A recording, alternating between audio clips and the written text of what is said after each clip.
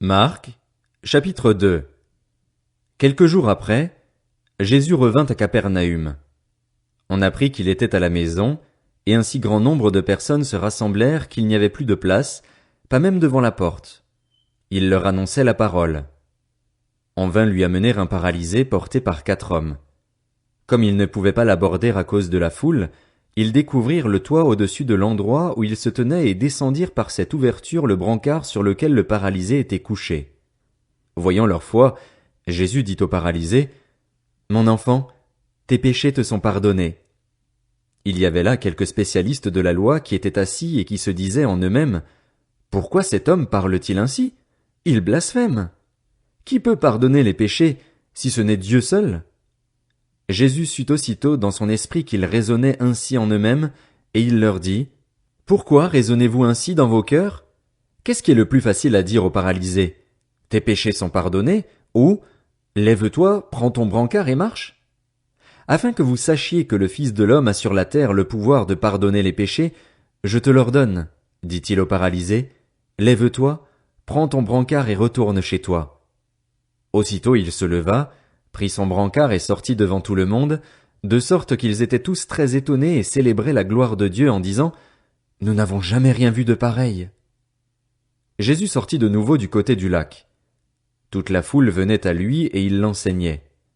En passant, il vit Lévi, fils d'Alphée, assis au bureau des taxes.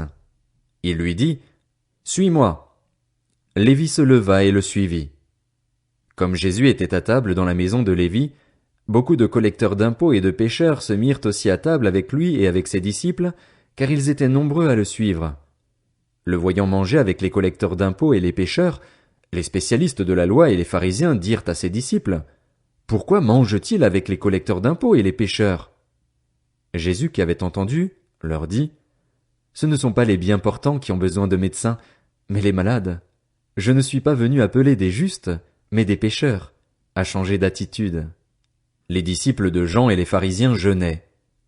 Ils vinrent dire à Jésus, « Pourquoi les disciples de Jean et ceux des pharisiens jeûnent-ils, tandis que tes disciples ne jeûnent pas? » Jésus leur répondit, « Les invités à la noce peuvent-ils jeûner pendant que le marié est avec eux?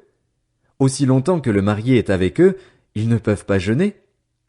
Les jours viendront où le marié leur sera enlevé, et alors ils jeûneront durant ces jours-là.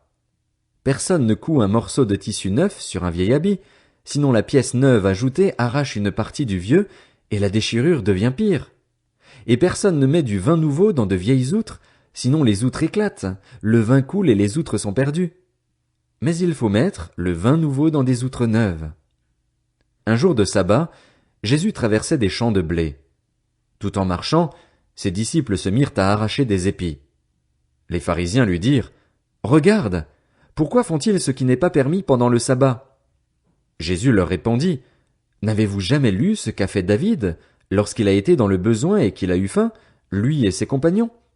Il est entré dans la maison de Dieu, à l'époque du grand prêtre Abiatar, a mangé les pains consacrés qu'il n'est permis qu'aux prêtres de manger et en a même donné à ses compagnons. Puis il leur dit, « Le sabbat a été fait pour l'homme, et non l'homme pour le sabbat, de sorte que le Fils de l'homme est le Seigneur même du sabbat. »